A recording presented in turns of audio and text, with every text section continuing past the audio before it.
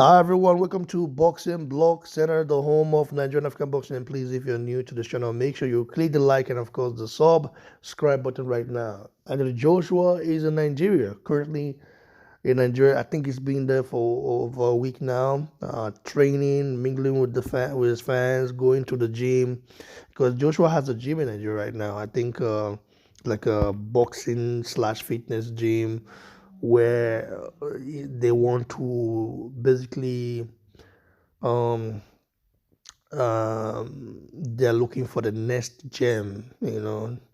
Boxing is not big in Nigeria. Joshua made boxing more popular, even though we've had the likes of Ikebe Abuchi and of course Samuel Peter, who was still remains the biggest Nigerian born boxer. The name wise, Samuel Peter is like well known. Like his name is still ring bells. Ike Abuchi, on the other hand, is not well known. I think it has to do with the fact that his marketing team focused in America market then. Samuel Peter's team did both.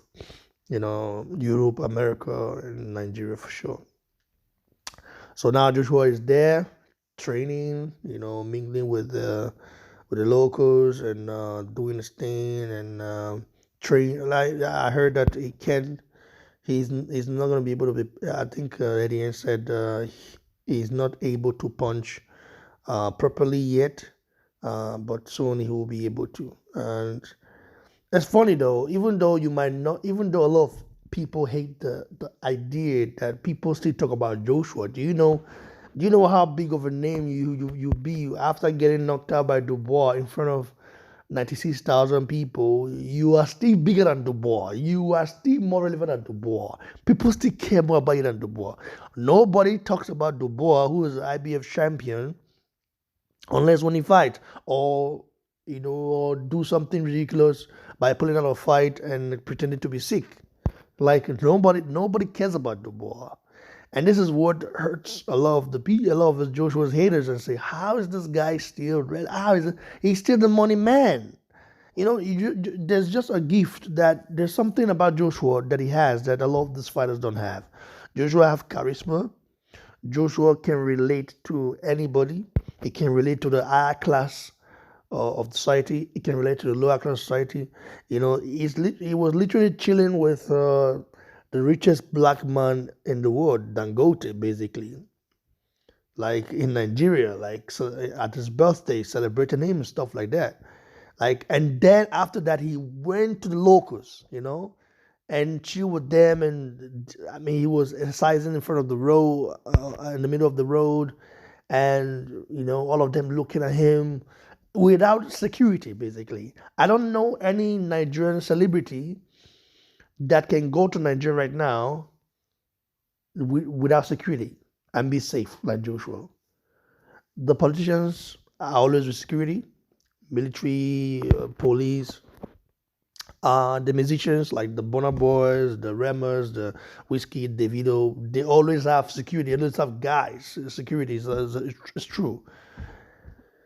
Joshua doesn't have that, and the Nigerians are surprised. Why? Because he himself is a security himself. You see, there are guys around him, of course, but he himself, he can knock, he can literally knock 3, 4 people out at once if he gets down to that. But Joshua is not a violent person. It's a very cool, qualitative, level-headed guy, and I'm happy that he's mentally in a good place, because there's a lot to come back from that Dubois knockout, but he's mentally in a good place. I still believe he beats Dubois in a rematch if it happens, because I feel like he went in there with his own strategy, and from the very first bell, he literally just let his guards down and didn't really defend himself. I was surprised to see that. So we shall see how it unfolds, who he fights next. There are a lot of options. The Fury one, of course, is the biggest, because that's the one that the British fans want to see, and that would do massive numbers. The Wilder fight is still there. Wilder is coming back, and you have Dylan White as well, the Dubois fight, and stuff like that. So I'm just like, kind of looking forward to what he does next, who he fights next. For me, it doesn't matter who. I would love Joshua to take some tune-ups. Take some 3 tune-up fight this year and then come back with a bang next year. But hey, Joshua is not a tune-up guy. Like they said, he always loved to go into the fire and challenge himself. And he loves to swim in deep oceans and see how far he can swim and stuff, survive. Stay blessed, guys, and God bless you all.